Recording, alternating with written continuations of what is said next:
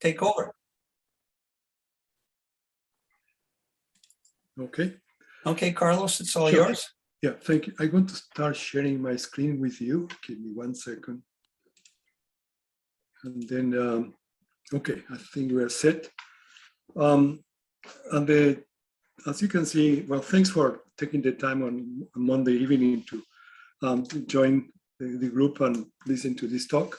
The reason for this talk is that I wanted to help us understand the issue of building codes, because many times when I talk to people that they try to understand what the building codes do, and if we say that the building has been designed according to the building code, I'm talking about seismic design, the seismic part. What is the understanding, or what is the expectation from a building that has been designed by the building code?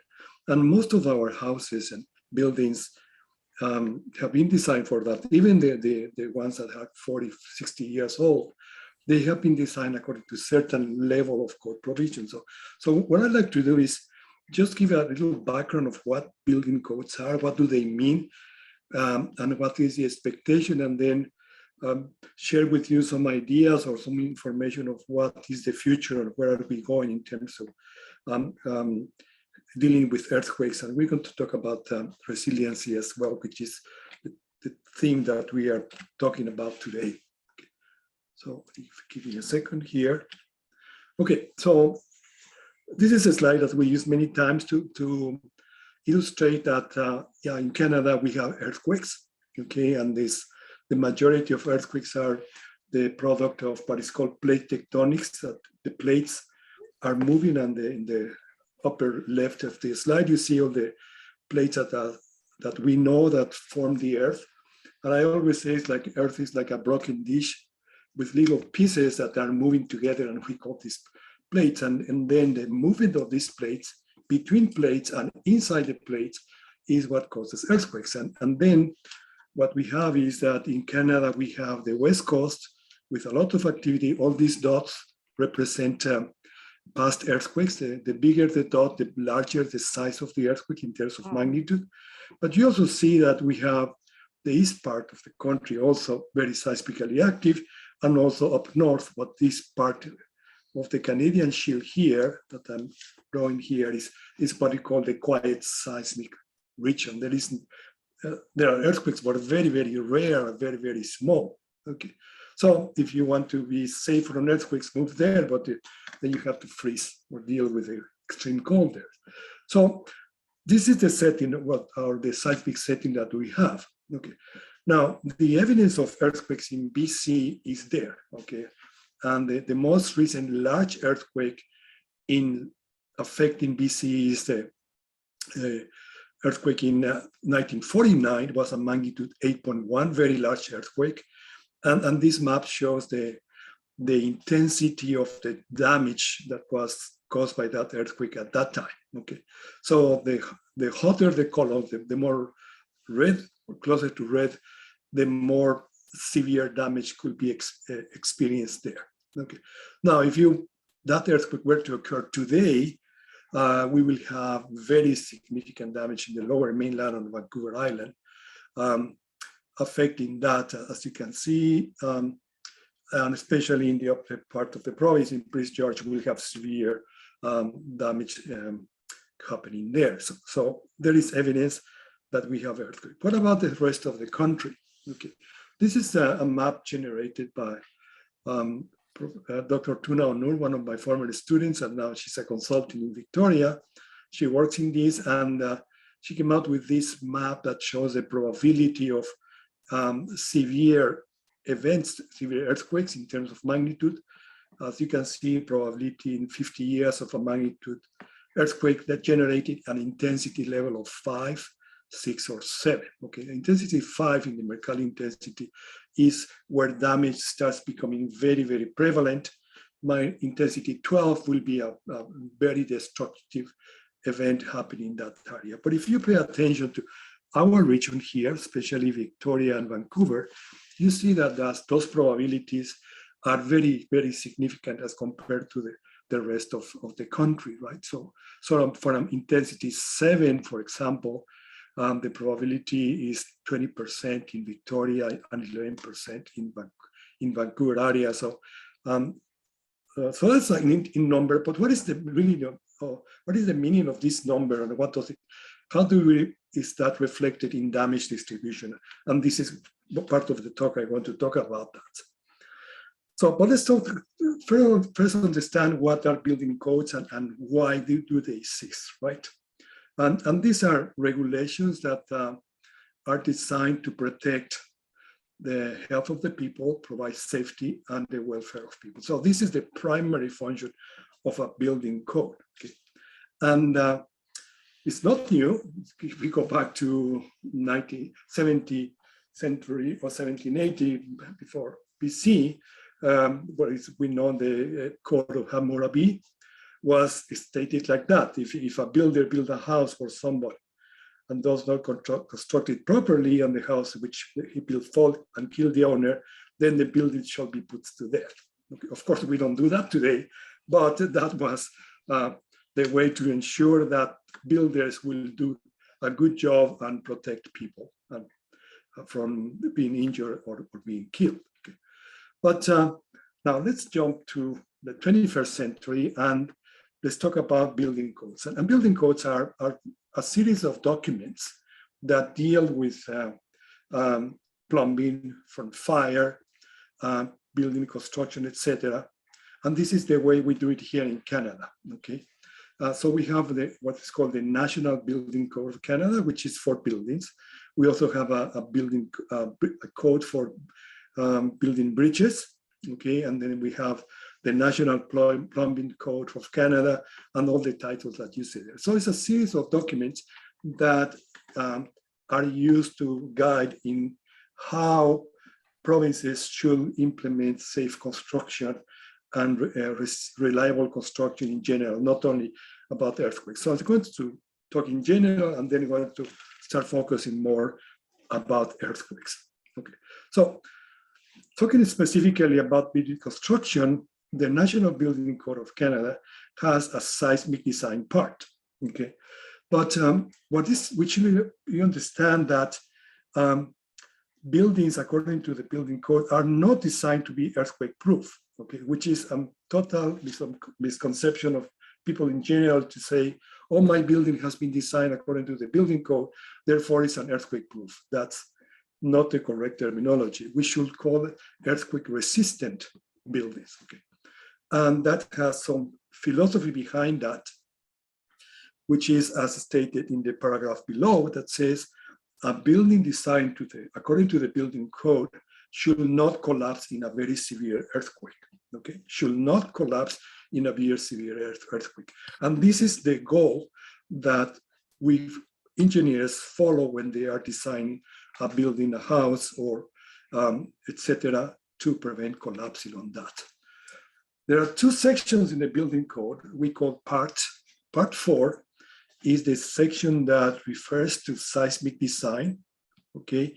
And part 9 is the section that refers to small buildings and residential construction.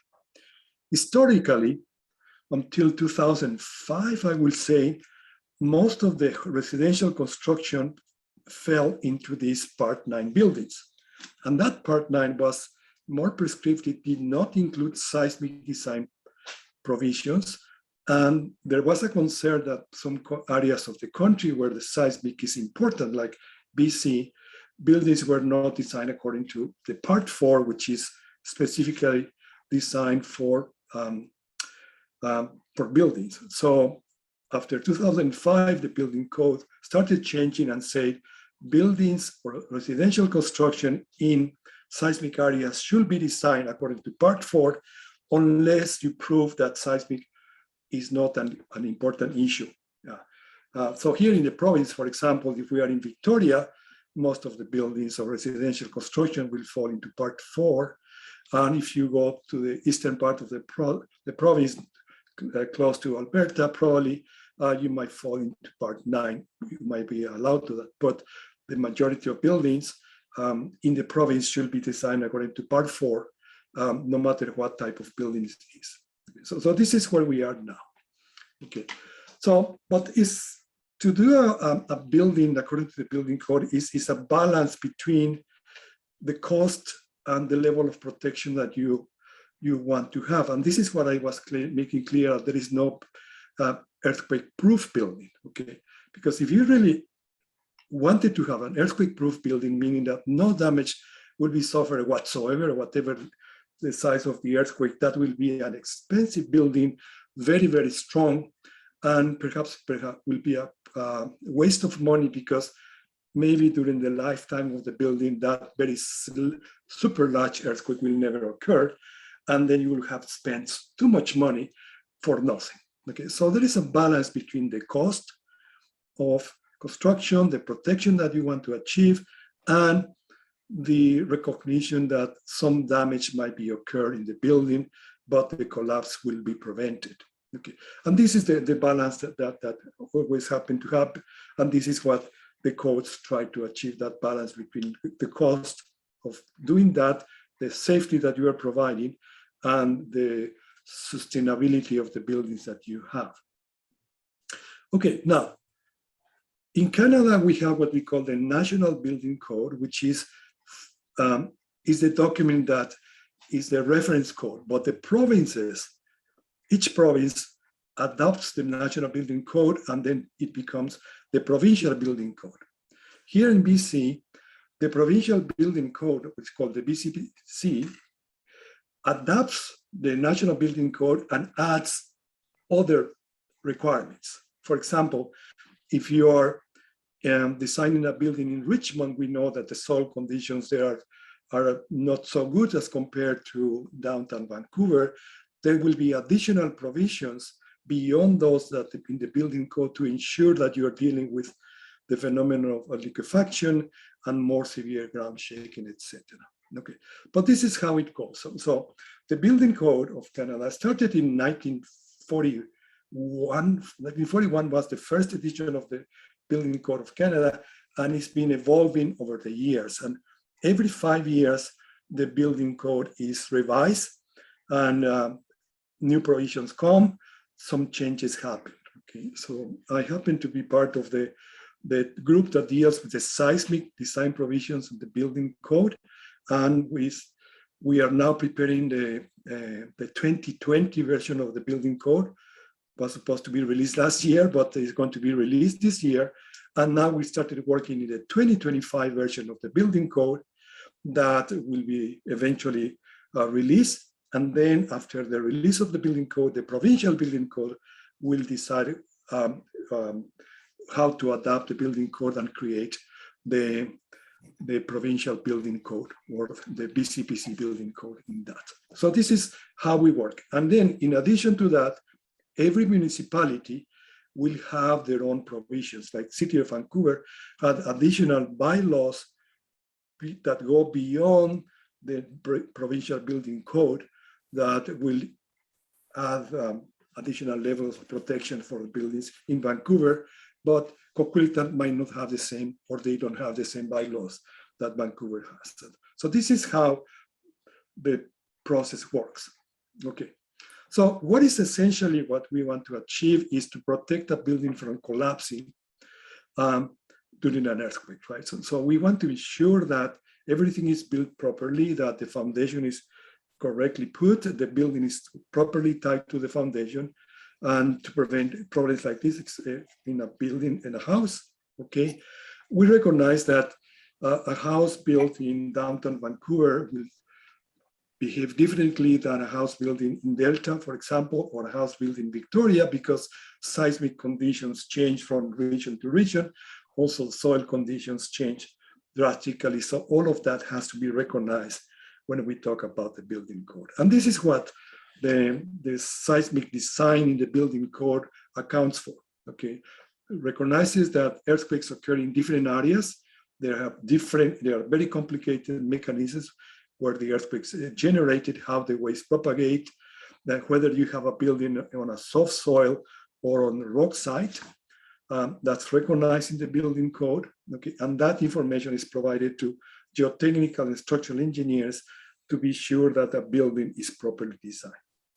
In addition to that, and as we talked last time, the non-structural components should also be properly placed in the building.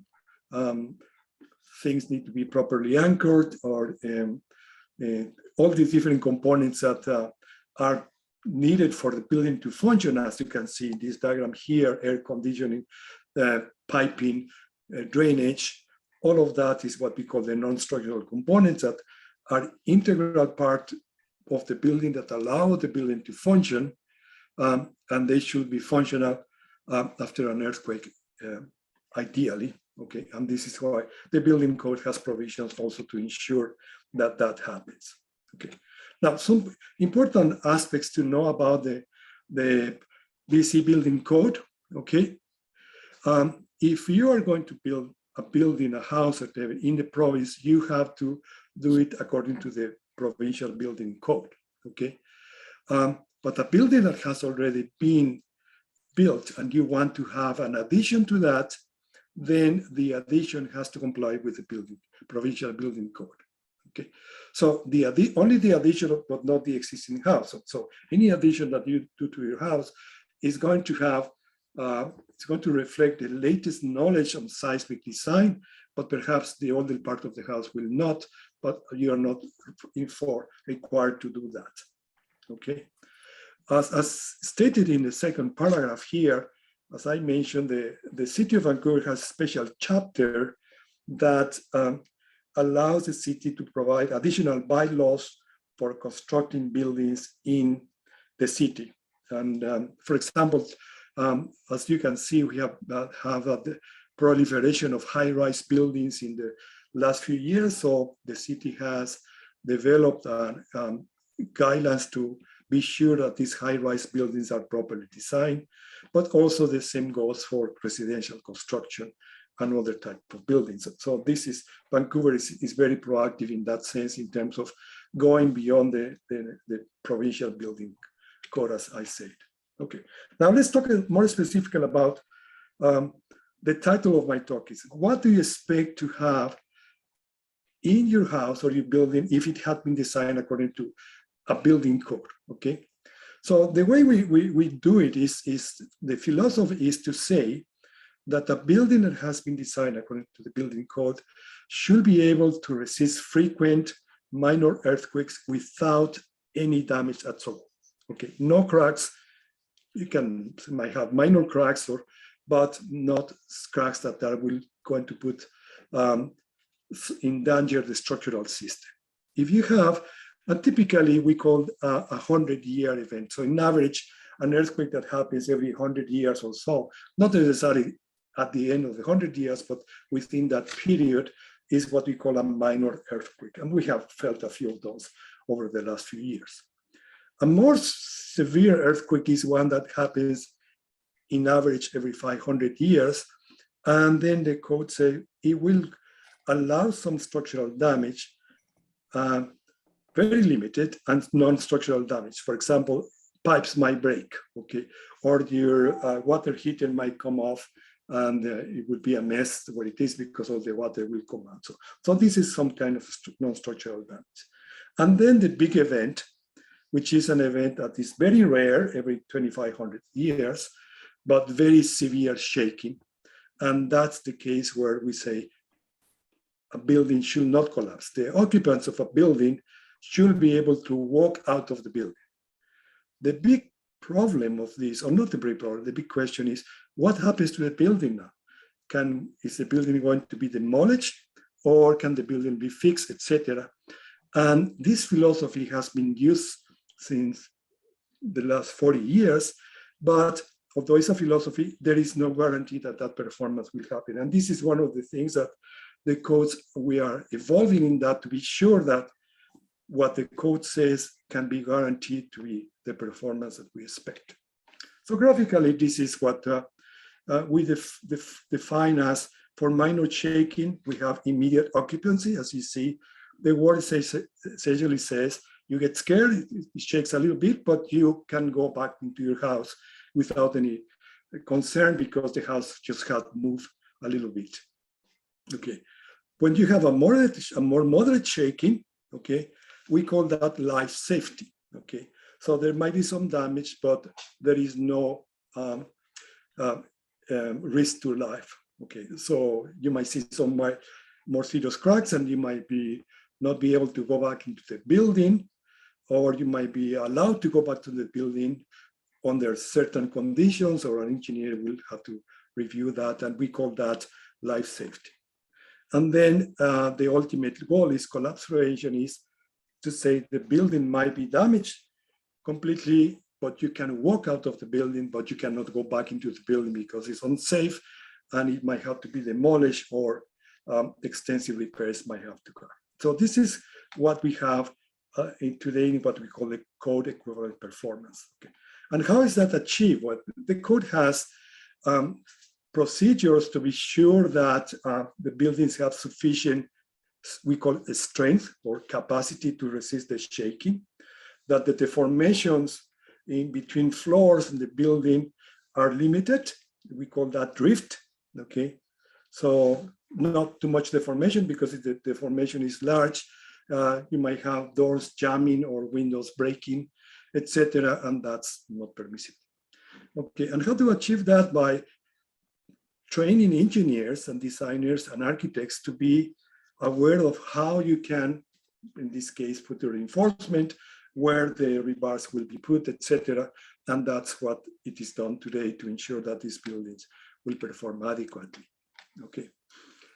So, so here's the point that is important. Okay, if a building is affected by an earthquake, there is an expectation that the building should have performed, but there is no implied warranty. It's kind of a legalist language here, but this is what engineers have to go by, right? That they should have followed the statements and the requirements for the building code, but there is no implied guarantee that the building will behave. Okay. So this is the expectation, right? And then something happens. For example, you see this building here. This is called the Olive View Hospital in San Fernando earthquake in 1971. That building had been designed according to the most modern design provisions at the time. This is called ductile design, and ductility is the ability of a system or a structure to deform without collapsing. And you can see the picture there that the building didn't collapse, okay? And the columns move as expected, okay? Although you see a lot of damage, for the engineers that designed this building say, yeah, we designed it according to the code, and the building performed according to the code. Yes, it protected the life, and in this case, it was a hospital and nobody was injured, but the hospital could not operate, and about 250 beds were lost. Everybody had to be evacuated from the hospital when that earthquake happened. So you lost the ability of the hospital to perform immediately after the earthquake. And although the building met the code provisions, but it was not useful after that. So there was a question and say, are we doing something that is not complete in the building codes that need to be revised? Okay. Here's an example. Let's see if that runs. It's a test that we did at UBC a number of years ago. It's a two-story building designed according to the building code. And just pay attention to what's happening here. Okay. You can see this is a very, very severe shaking. So you can hear the sound here. And obviously you hear windows breaking, okay, but no collapse, okay. So according to the building code, this building performed as expected, okay, as you can see it here, okay. But now let's go inside the building, and this is what we saw there, okay. That was a two-story house that we built at UBC. Everything, the students wanted to live there for a while. But you see the damage that was created, and that's a very expensive damage. That means that although the building is structurally safe, it has so much damage that you cannot live in that building, and that's the issue that we want to address today. Okay, so we know that wood frame construction performs well in an earthquake. okay? And very few buildings collapse, wood frame buildings collapse during an earthquake, but they get a lot of damage, okay? And that damage represents a lot of financial losses and the inability of people to go back inside their buildings.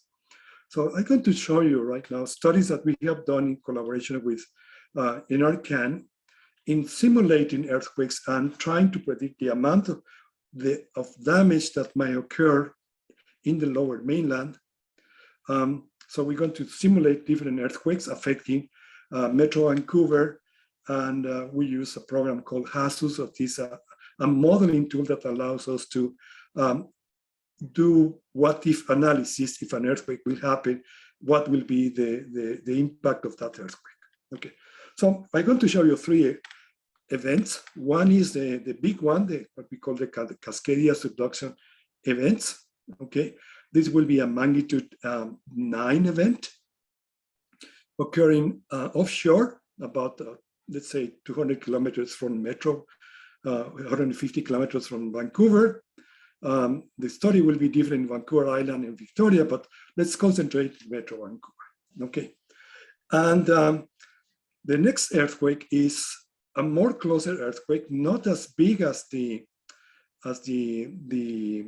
subduction earthquake. Is what we call a Georgia Strait event. It will be perhaps a magnitude 7, 6.5, but much closer to Vancouver area. Okay, and the third example that I want to show you will be an event in a fault that not many people know. It's called the Kendall Fault. Okay, and the Kendall Fault is near the Chilliwack area, somewhere here. And that will generate what I call a more local event, perhaps a magnitude 5 or so. So we're going to see a big one, an intermediate earthquake, and a smaller earthquake, but at different distances. And let's see what the simulations show in this case. Okay, so this is the results on the physical damage and loss of building stock of the subduction event. Okay. So we'll see that in this model, about 70,000 buildings in all the inventory buildings that we have will have moderate damage, okay? That is about 14% of the total of buildings in the region, okay? The estimated dollar value of that is about $10 billion of economic losses on that, okay? And where is out of these buildings, which are the buildings that are the most severely damaged, is the residential construction, okay? So this is an important issue to realize. It's not the high-rise buildings or the medium-rise buildings. The majority of the losses will come from our homes, okay? And that's not saying that there will be collapses. It's just going to be severe damage from this event that will prevent many of those buildings from being occupied after the earthquake. Okay, so let's keep these numbers in mind, and now let's move to the Georgia Strait Fault. Okay, now look at the numbers, change from 68,000 to 130,000 more or less, from an event that is smaller than the big one, but is closer to us. Okay, and this is why it's important for us to look at all the different seismic aspects of that. And of course, the colors show the areas where most of the damage is, because the earthquake is assumed to happen somewhere here, if I remember correctly. So it's going to affect the North Shore and Vancouver area, and not the other parts of the area. Okay, the economic losses now doubled to $21 billion. And again, the number of residential buildings severely affected is about 68%. Okay. All right, so now let's look at the smaller event, which will be the Kendall Fault, okay? And because it's a more local event, then we see that we still have a good sized number of buildings, 8,000 of those, okay? And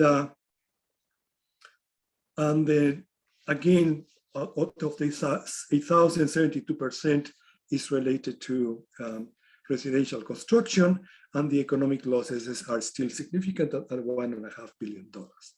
So this is how we use these models to understand the effect of even co-designed buildings, the economic losses and the number of buildings that could be damaged, not necessarily collapsed, but damaged to the level that they meet the code provisions, but they are damaged to the point that they cannot be used.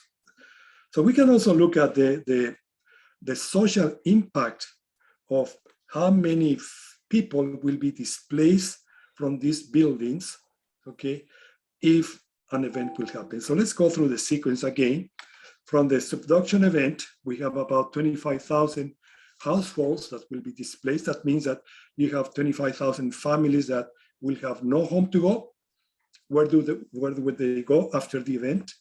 Okay, so that's something to keep in mind. Okay, now let's move now to the Georgia Strait. So we go from 25,000 to 41,000. Okay, so the smaller event closer to Vancouver is causing us more damage than an impact than the big one. Okay, and if interesting, one day we can do the study for Dunbar area as well, because we have the data and we can concentrate in Dunbar to study the effects that we'll have in this case.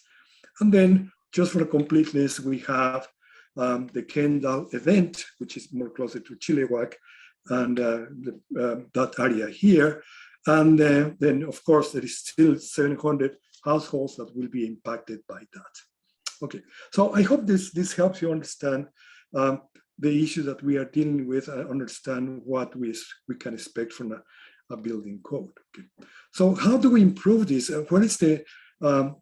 Where are we going with this? Because we have realized that we need to do something more in the building codes than just achieving these levels of protection that we have.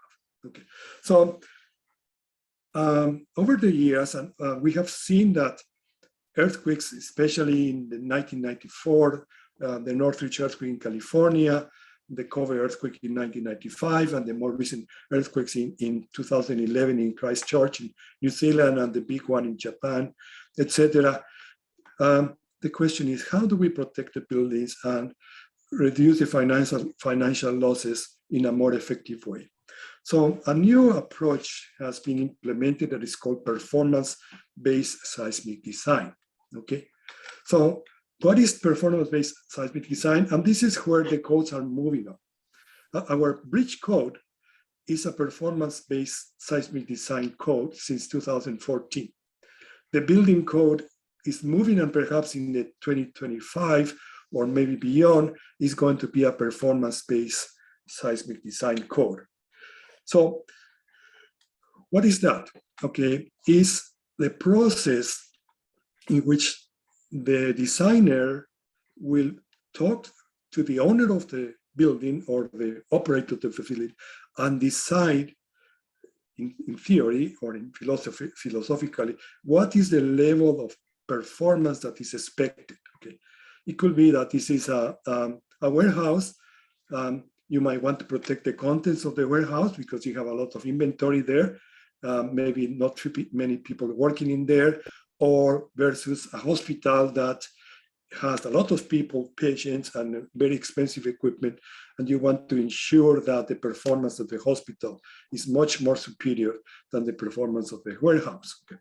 So this is what we call objective targets, that we are defining the objectives jointly between the designers and the owners to be sure that this is achieved. And what are the advantages of a performance-based design? Okay, we reduce the financial loss or control the financial losses.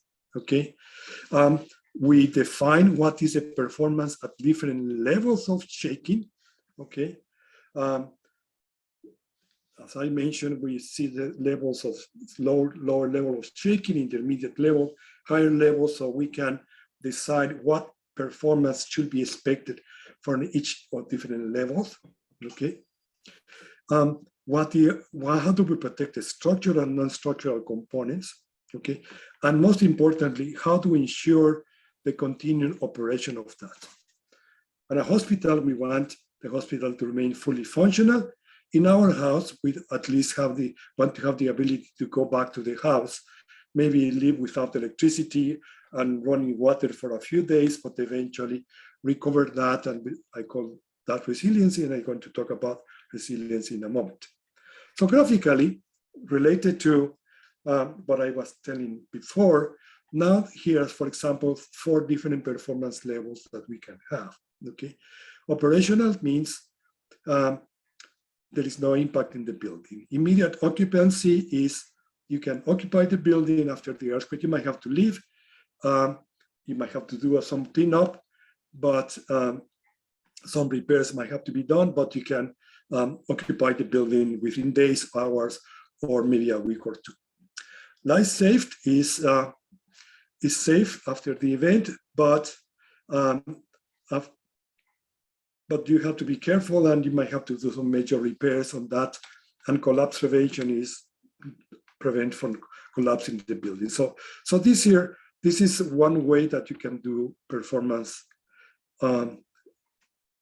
objectives. Another way is to just look at the economic losses, the casualties, and the downtime. Okay, how much can you afford to lose?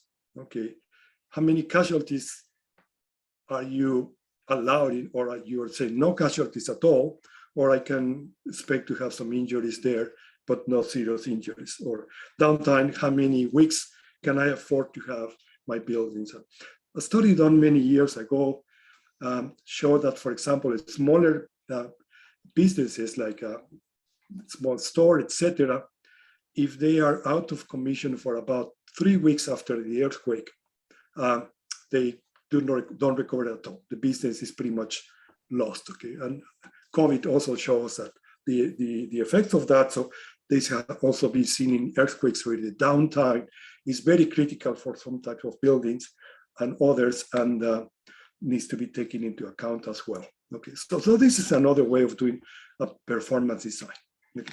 This graph is a little bit of engineering, but just to show you how the process goes, that the engineer, the owner, and the building officials get together, they define what are the objectives, and then a design is done, and the design is checked, okay? And then the performance is checked. If it's a yes, then the building is done. If it's no, then you have to revise the design and repeat until you achieve the design that you want. This is the philosophy that and the approach that we have followed for the seismic retrofit of public buildings with the Ministry of Education that we have been working since 2004, I guess. We developed this performance-based approach for the seismic retrofit of schools, and the performance level was life safety, to ensure that every school that is retrofitted according to the guidelines that we develop meets these performance objectives as an example of that. Okay. Now, we talk about recovery, okay, how fast we can do it. And then the concept of resiliency comes about. And what is the motivation of that? What do we want, okay? We want to be safe in our house, okay, clearly, okay? We want to be home, be able to get home after the earthquake, okay? We want to return to normality as soon as possible, okay? And again, tying that to the pandemic, we are experiencing that. So we know what is the need to go to normality as soon as we can, okay? We have to assume that we are provided for these needs through the design and the response process. And that's why DEEP is fantastic, because we are also working in this process to help us go back to that normality, right? And then who is accountable for, okay? Who is responsible for a building that has not performed properly, okay? And how the process is going to be to repair buildings, okay? So this is the concept of resiliency, okay? So what is resiliency? I'm going to use this graphic to complement what is in the text there. Is the process of saying, here's normal life, okay? This is the normal life of my building. And perhaps my building is getting older. I need to have repairs, it's aging. And then if I let it deteriorate, it's going to start losing some capacity. But if I do some repairs at home, then probably make some improvements on that. So this is where we are. And then the event happens, and then the damage is occurred. So the capacity of the building to be functional to perform is reduced. Okay. So resilience is the time that will take for us to go from this moment to go back to normal, to normality here or to normality here. So this is the response time that I want to reduce to a minimum. Okay. So what is that an acceptable response time? Is it a week, a month, a year, 6 months?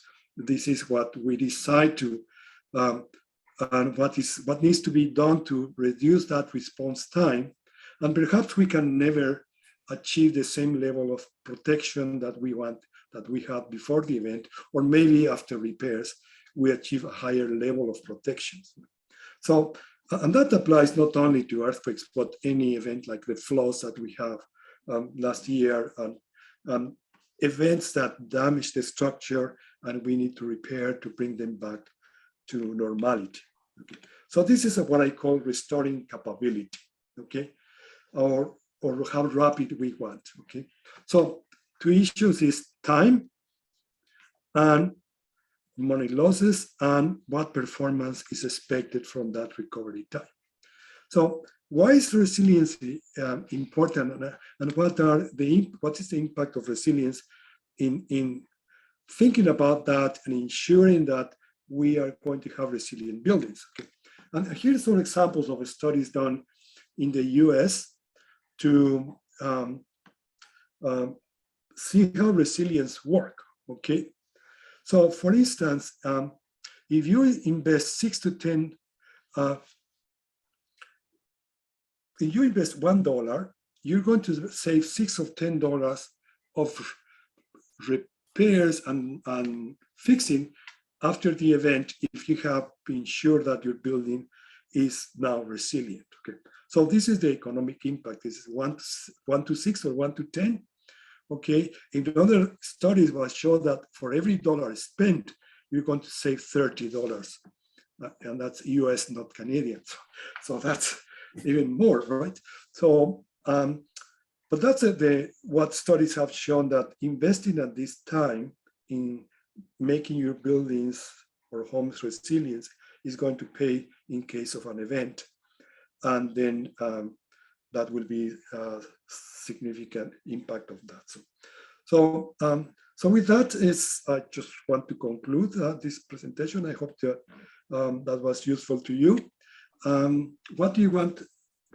If you want to know more, because we're going to share this presentation here, I have listed a number of websites and information that you can visit to get more information. There is, if you want to know about the building code, there is information about the provincial building code, about the National Building Code of Canada, etc.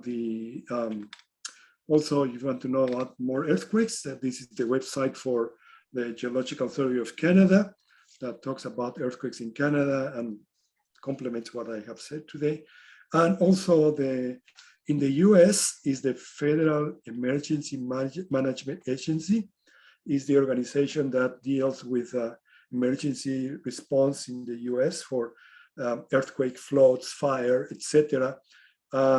It has a wealth of documents talking about buildings, houses, hospitals, residential construction, fire following, a number of things that these documents are free to the public, and you can take a look at those if you are interested in that.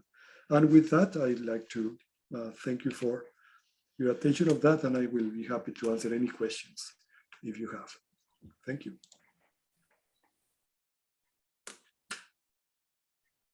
All right. Thank you very much, Carlos. Carlos, this is Brian. Hi, Brian. I have a question. At the beginning, you mentioned the code levels corresponding to 3 different time periods: 100 years, 500 years, 2,500 years at the very beginning. Yeah, I think Brian was talking about when he was there 500 years ago. Yeah, right. I'm getting there, getting older. But then you gave 3 different scenarios. Now they don't, the subduction zone, the Torres Strait earthquake, and the Kendall earthquake. I presume they don't really correspond to the 3 different kinds of events you're talking about here. Is that right? Yeah. So very good question, and this is something that is interesting to discuss. Okay, for the code, the numbers that you see there are studies done, probabilistic studies of the risk of this type of earthquakes in the region, right? So a 100-year event, okay, compared to a 500-year event is just that the level of shaking will be more severe, okay? So that level of shaking could be from a subduction earthquake far, far away, or a local earthquake, very smaller magnitude, closer to us. So the magnitude is not directly involved there. It's more like the intensity of the shaking that will be referred as I show here, a minor shaking, moderate shaking, and strong shaking. So it's a little bit confusing because one is what the code means in terms of a probabilistic estimation of the level of shaking, and the studies that I show from NRCan that were what we call scenario events, that we are simulating a scenario that will correspond to a moderate shaking or a strong shaking in that case. Yeah. So this is, yeah. What would be the source of a 2,500-year event? Could be, for example, an earthquake in the Strait of Georgia. Okay, but instead of being a magnitude 5 or 6, it could be a magnitude 7, 7.5 at the same distance, right? This will be a good analogy to say same location, but differing magnitude of the earthquake at the same distance. Yeah. Thank you. Carlos, I have a question. Yeah. I live in a house built in 1913. How would I get some advice on how to bring my house up to the current codes? Yeah, that's a very good question. Well, one source is to call the Structural Engineers Association of BC, and they might recommend some engineers that could do an evaluation. But one thing that is important to keep in mind is that an old building doesn't mean that it's a bad building. For type of earthquakes, right? Older doesn't mean bad, okay? Because what we want to be sure is that it could be that your building is safe as safe as a new one, right? If it's properly tied to the foundation and the quality of the materials is good, like, which is typically, or that vintage of buildings, they were using very good quality materials, etc. So, and they are smaller buildings, they have more walls around that. So there are a number of components of these old buildings that, although they were not designed for earthquakes at the time, the nature of the construction makes the building pretty good, very good construction. But of course that needs to be checked, right? And an engineer and the association can recommend some people. Also, the website of the Association of Professional Engineers could say which are the companies in town that do consulting companies that could do an evaluation of that.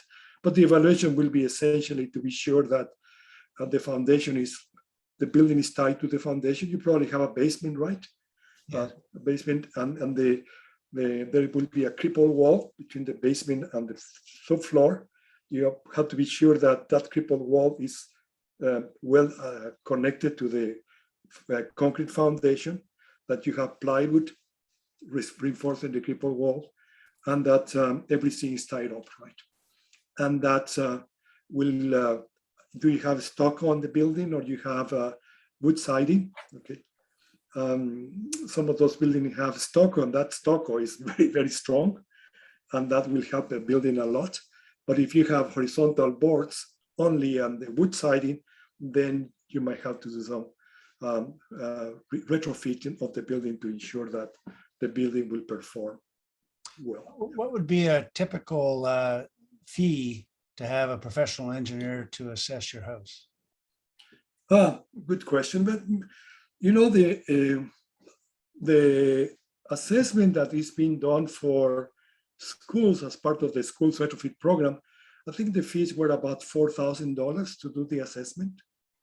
Yeah. So a house might be less. Yeah, depends on the size of the house, right? So this is the assessment. Of course, after that, it comes the actual cost of the retrofit. But I can share that my house in Dunbar was built in 1929. And in 2013, we did some remodeling. And part of the remodeling, I reinforced the cripple wall. I put plywood all around the house. And it cost me $8,000 because I was doing a major remodeling, right? So, but if you just going to do the retrofit, it might be more expensive because you have to remove the ply, I'm sorry, the sheeting and the gypsum board, etc., to pretty much peel off the basement and redo it exactly right. I'm hoping that the new deck at the back and the new porch at the front, which had a lot of plywood, is going to be sufficient to keep the rest of the thing standing. All right. Yeah. Thank you very much. Okay, pleasure. Are there any other questions? Liz here. I was wondering, approximately what year did they start reinforce or bolting homes to the foundation? Was that like the 30s? Like your house was already bolted to the ground? Is that correct? Good question. According to if you follow the building code, until 2005, as I say, residential construction was controlled by Part 9 of the building, and that didn't really require bolting. Okay, if you were to design a building or according to Part 9, you will be required to do the bolting on that. So historically, that wasn't done. Okay, but some builders did the bolting, right? But according to the code-wise requirements, that didn't happen until the 2000s. I just wanted to say, when I've been watching some of the homes recently since your last talk, you know, when ZBAC comes in and raises the house and then they reinforce the cripple wall, my husband and I were walking past a few and he was saying, yeah, that's when they use the old lumber. And then exactly what you said, they're just regular sheets of wood that are not significant versus the plywood that you were suggesting should be part of the cripple wall. Yeah. Thanks. Yeah, that's exactly what happens, right? But so you can improve the performance of an old house, but just ensuring that everything is connected to the foundation. And if you have horizontal boards, be sure that you have some additional plywood replaced there, and that will improve the construction. I see some comments on the chat. Okay, let me see if let me go back from here. Jesse, you mentioned Tegan Hobbs from NRCAN. She's the one that now took over the work, and that we have been working with her in developing these models. The models that I show were done with Murray Journeau was the head of the group, and now Tegan is in charge of that, and she's doing some amazing job there in there. Okay. Yep. Any other comments? I think that's essentially what I see here. Yeah. Carlos, it's Marilyn. I just have a quick question. Yeah.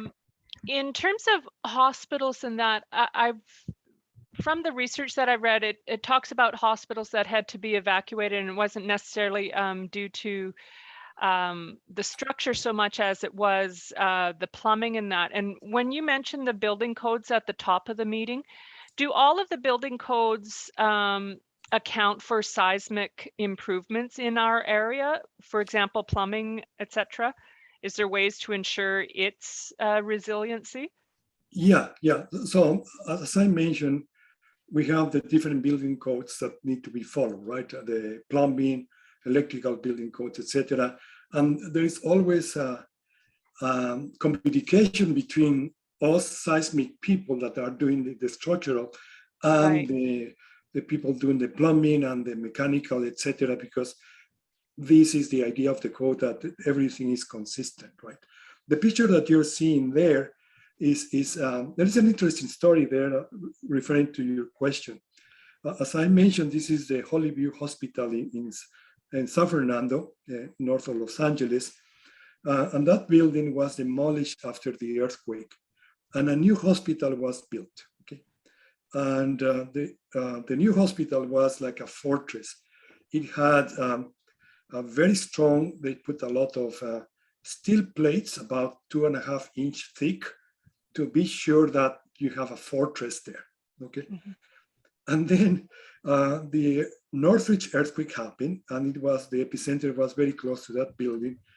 And then the hospital failed again. Okay, it failed because the structure failed. Okay, it was because the building was so strong that the shaking inside the building was so large that it damaged all the sprinklers. Okay, and the sprinklers damaged all the equipment in the hospital. So again, the structure was intact. It performed according to the code, but the plumbing was not done in a way that will recognize that the building will be so stiff that will vibrate more. And therefore, again, people had to be evacuated and the hospital was not useful into that. So these are historical information that help us understand why it's important to have a good communication between different trades to ensure that we have a good performance. And all of this is tied up to what I was calling about resiliency, right? Mm-hmm. We have good question, Mary. Thanks, Carlos. Can I segue into, do you have any, the new St. Paul's Hospital is being moved into technically a flood zone. How is that engineering, like how is that going to work? If the seawater rises, how are people going to actually get to that hospital if it floods?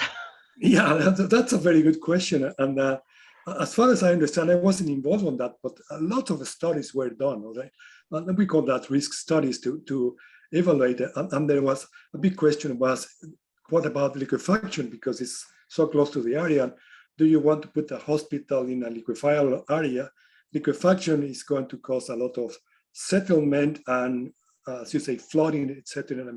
So all of that has to be taken into account when you do a risk assessment to be sure that you will not experience that problem. Otherwise, we have the same issue as the San Fernando, the Holy View Hospital, right? Mm-hmm. But I haven't been involved in that process, so I cannot tell you more, because I just know that there's lots of studies that have been done to be sure that the liquefaction issue is dealt with, flooding issues are accounted for to prevent damage from that situation. Okay, thanks. I was just curious. Yeah, no, it's a good question. And I'd like to know more, because I know it takes a long time and a lot of effort. Anyway, There was also discussion, there's discussion about who pays for the road to connect the hospital to the community. Because if the hospital stands, but the roads suffer from liquefaction and the utilities coming to the hospital aren't protected from liquefaction, then the building might stand, but it's its own little fortress away from the rest of the standing community. Yeah. You're absolutely, and this is the concept of resiliency, right? That you not only account for the structure, but all the infrastructure. We call that critical infrastructure, to be sure that that is going to remain functional. Otherwise, you don't do your job right. Yeah, exactly. In Rose, you have your hands up. Oh, thanks, Carlos. Thank you so much for the presentation. Just a question, panning back out to the codes themselves. You mentioned that you're working on the next iteration. What factors go into the revisions of the codes? Good question. We just have a meeting with organized by NRC to bring all the stakeholders and the stakeholders will be us engineers, scientists, building owners, construction industry, representative of construction industry, to discuss the pros and cons of going in a performance-based approach, because it's not only in the seismic, but everything in the code should go performance-based, even the part dealing with fire, the part dealing with snow, etc. There has to be an agreement of what are the performance levels that will be achieved, and everybody participates on that. And in Canada, the process of approving the building code is through a public consultation. Okay. So we in the engineers develop the changes in the code, we propose those, and then what is called the Commission of Codes is responsible for approving those. Okay, that will be approved, but based on the consultation process that is followed with the public. So at some point, the code is open to the public and say, here is the website, look at that, make your comments. And then we receive the comments from people asking, why are you doing this, or what is the implication of that? Is it going to cost us more money, etc.? And we are responsible for addressing the questions and responding to those. Until those questions are responded and people are satisfied with that, or at least the majority is satisfied with that, then the code is approved for release. And then it goes to the public. So it's partially scientific evidence that you and the experts might be bringing forward, and then it may be partially political climate and willingness to spend money and whatnot. So it's a combination of those factors? Yeah. For example, in the new edition of the building code, which is the 2020, is delayed because the seismologists came out with some other additional information about seismicity in Canada that increased the level of shaking that was expected, right? So the reaction was the shaking is going to be higher, then the buildings are going to be costing more because the engineers have to provide more reinforcement, etc., right? So we were required to do an economic analysis of what will be the impact of bringing this 100-year return period, or 500 or 200, to the levels that are today, to be sure that the incremental cost of designing a building is not prohibitive, right? And we demonstrated that it's not too much. It's more expensive adding a new bathroom feature than adding seismic protection to your building, right? But you have to put that in perspective, and you have to do the economic analysis and demonstrate that the economic impact is not that great, so that the construction industry is not going to be go broke because we are requiring them to design for stronger buildings. Thank you. Yeah, there is a question. Yeah, the comment about the URBC on the chat, if you check it there for, is also very useful. I forgot to put that website. This is an effort that has been going for a number of years here in BC to talk about resiliency and encourage people to think about resiliency, not only from the technical point of view, but also from the society point of view. What is the impact of resiliency and how we can achieve resiliency? And also you can see that City of Vancouver is promoting resiliency, and now the provincial government is also thinking about resiliency in many of their activities, etc. So thanks for sharing that link. I think it's Jesse, right? Yeah. That's great. All right, any other questions? All right, Carlos, I want to thank you once again for your time and effort putting this together for DEEP. And I'd like to thank everyone for joining us tonight. Just to give you a heads up, we hope to have another presentation at the end of April. That one will be presented by Hassan from Vector. and it'll be basically talking about communications after a major disaster, especially if the cells are down and things like that. So that's something to look forward to. And also, DEEP will be setting up the Disaster Support Hub on the last Saturday of May, which is going to be the 28th of May. The Dunbar Community Center Association is going ahead so far with the Salmonberry Fair on that day. So there be more to follow, but hopefully we will have the support hub set up. So I'll be asking for some help setting up and tearing down. And we'll be running, hopefully running people through to learn some of the positions and hopefully get more people interested in the Sport Hub.